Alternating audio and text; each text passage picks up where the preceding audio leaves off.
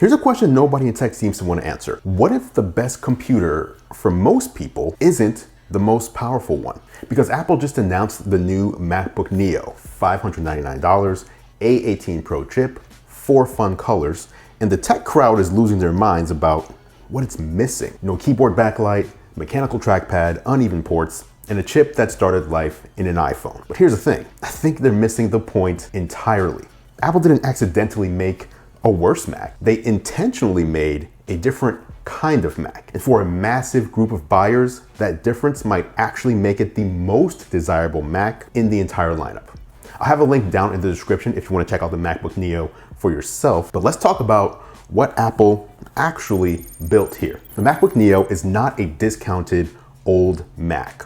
Apple isn't just blowing out last year's inventory at a lower price like we've seen them do previously with the M1 MacBook Air, which has been sold for years at a discount at Walmart. This, the MacBook Neo, is the first Mac Apple designed from scratch to specifically hit a lower price point, and that distinction changes everything about how you should think about it. When you design a cheaper version of a premium product, you're essentially just stripping things off of something that was built to be expensive. But when you design a product to be affordable from the ground up, you're asking a completely different question.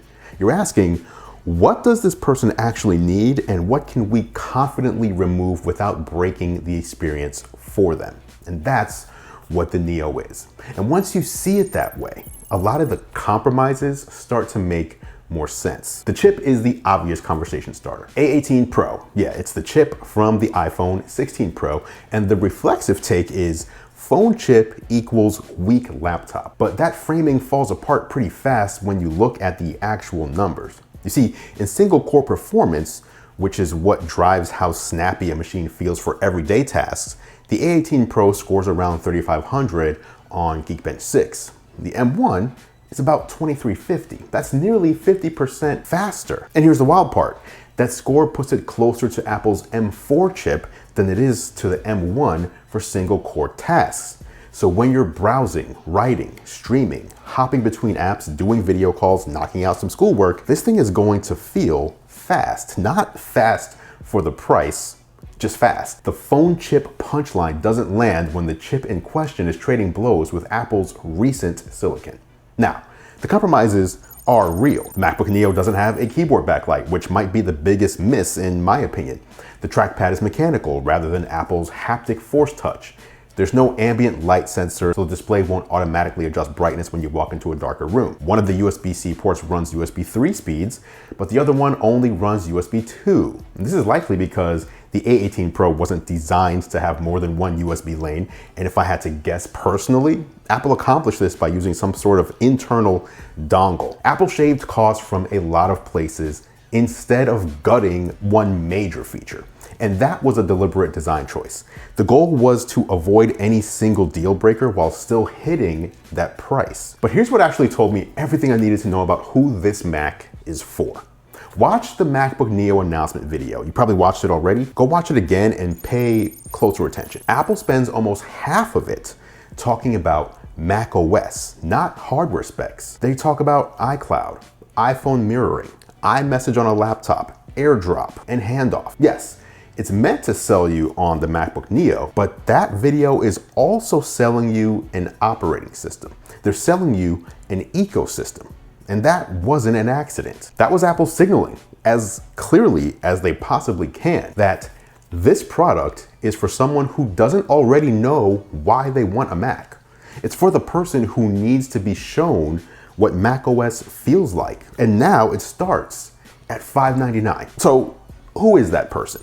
And here's where I want to challenge the way most tech reviewers and prosumers think about this. Tech culture has this default assumption baked in. More capable equals more desirable. Better specs, better product. And in some cases, higher price, better value. If you can afford the MacBook Air, you should obviously get the Air. If you can afford the MacBook Pro, get that. But that logic only holds up if you actually want what the Air or Pro offers. And for a lot of people, those advantages aren't advantages at all. They're just cost and complexity they don't want. Think about the first-time Mac buyer. The student, the person switching from a Windows laptop they've had for 5 years, the parent who needs a reliable machine for work from home. A lot of these people don't want to configure a $1,099 computer. They don't want to decide between 8 gigabytes and 16 gigabytes of RAM, or 256 gigabytes and 512 gigabytes of storage. Or do I want 13 inches or 15 inches? They want to pick a color, pick a price, and get to work.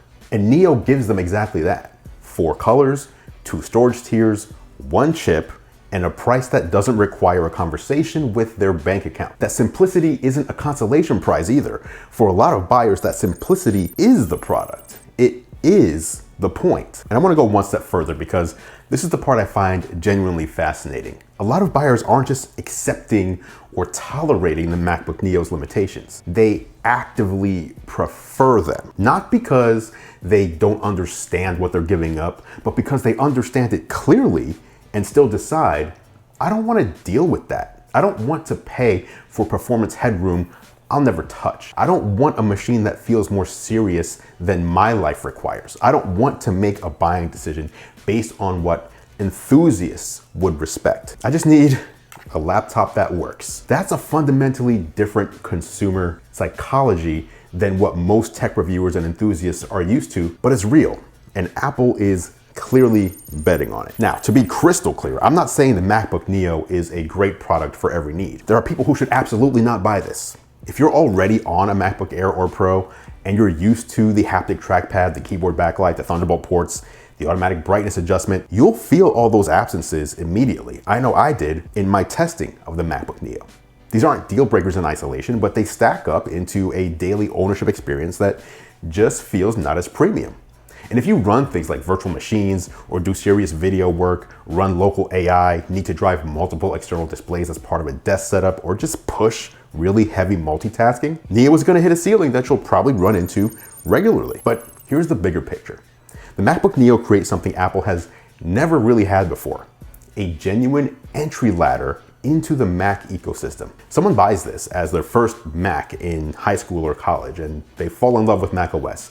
They graduate, they get a job, and their needs grow. They're gonna likely upgrade to an Air or a Pro. That on-ramp has always existed in theory, but at $599 with a current chip and current OS, it's real in a way that it's never been before. The MacBook Neo isn't the best Mac in the lineup from a tech perspective, but it might be the best Mac that a much larger group of people can afford and genuinely want, and those are two very different things. This right here is a genuinely different Mac built for people this lineup has never really spoken to before. Drop a comment below letting me know if you plan on picking up a MacBook Neo for yourself or someone else, or if you think I'm off base, and I'll meet you there for further discussion.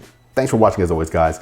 I appreciate your support. I'm Andrew Edwards, and I will catch you in the next video.